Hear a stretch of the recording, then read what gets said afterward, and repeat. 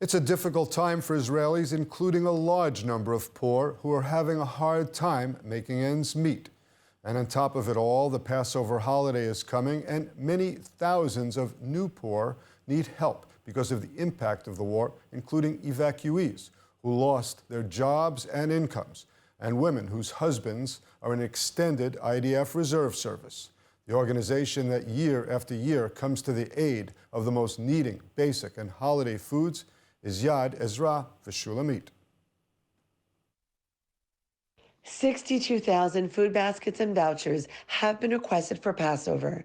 That means fruits and vegetables, chickens, boxes of matzah, oil, canned goods, and food vouchers. With your help, young orphans won't go hungry. Their only hope is you. They turn to us, we turn to you. Help us feed over 300,000 people for Passover. Looking ahead, what will happen in the north? The Israeli government has instructed all citizens to prepare for an all-out war. Our 14 trucks will be able to deliver food to anyone in bomb shelters across the country. Let's make sure everyone has food to survive this crisis. Please, open your hearts to your brothers and sisters in Israel. Facing this looming threat, Yad Ezra v'Shulamit remains committed to feeding Israel, ensuring that no one is left behind during these very difficult times. Together with your support, we can continue to make a difference in the lives of those who need it most. We are all soldiers in this war against the Jewish people. Help us win this war. Well, with the impending threat of war on Israel's northern border and the government's recommendation to prepare for such an escalation, citizens of northern Israel are left unprovided for. With the Passover holiday approaching, thousands of people impacted by the war have no means to celebrate. Yad Ezra v'Shulamit have set out to provide much-needed food and supplies to the evacuated and displaced citizens. And today, they have a new and unexpected public advocate. Well, joining us now is best-selling kosher cookbook author, celebrity chef, television producer, and businesswoman, Jamie Geller. Hi, Jamie. This could be the first time you're ever on ILTV when we're not asking you about your recipes. Apologies to viewers. As you understand it, how big is the problem of basic food needs in Israel? Well, first of all, thank you so much for having me on. And this is a recipe to feed those that are hungry and those that are needy. It's very much a challenge right now. It always has been. On any given Passover, as we are here at the eve of this big holiday, Yad Ezra v'Shulamit usually gives out 50,000 food baskets.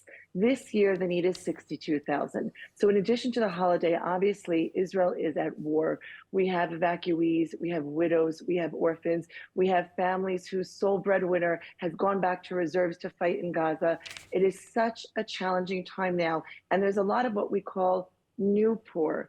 And so in addition to those that are living below the poverty line prior to October 7th, so many now have lost their jobs. Industries have closed because of men going into reserves, because of the economic situation, because of the need to evacuate the South, the North.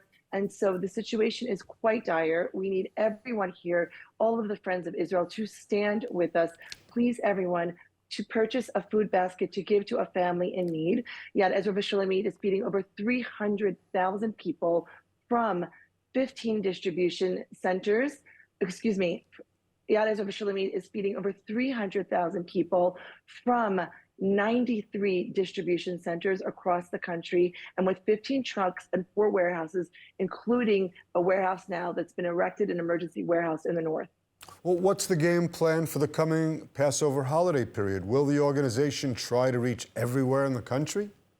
Well, Yad Ezra v'Shulamit is the biggest supplier of food security and food baskets in all of Israel. And the goal is to reach anyone and everyone, but we can only do that with our friends and our partners' support. So as I said, we have 93 distribution facilities and 15 trucks. There's nowhere in Israel that we cannot reach. But in addition to Passover coming up, which we know is the added expenses of any holiday, and of course, we want to give joy to everyone, no matter what their economic situation is, and all of the vulnerable populations we're talking about, Holocaust survivors, elderly, widows, orphans, like I said, those that are living below the poverty line on a regular basis. Now there is a threat of impending war in the north.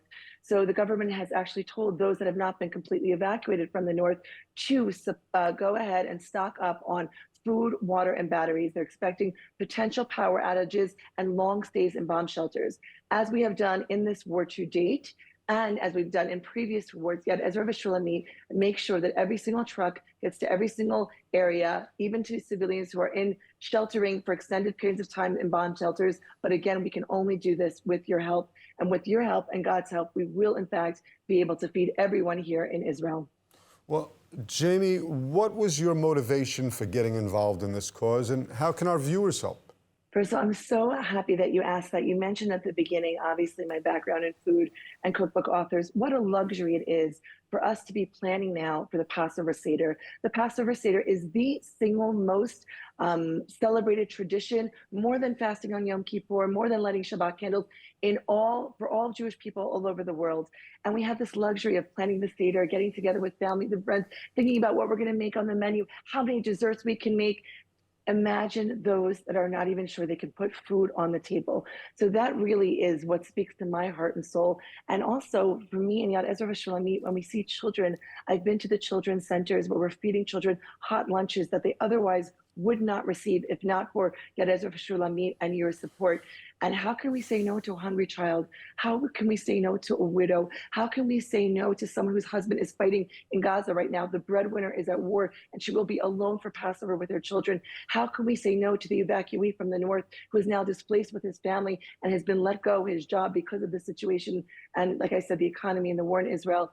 And so that is what speaks to my heart. I know that's what speaks to so many. The number one thing you can do, I know that you're going to be putting up the link here, buy a food basket for Passover, buy more than one, support and give food to those here that need it in Israel. It is so easy. It's just a click of a button.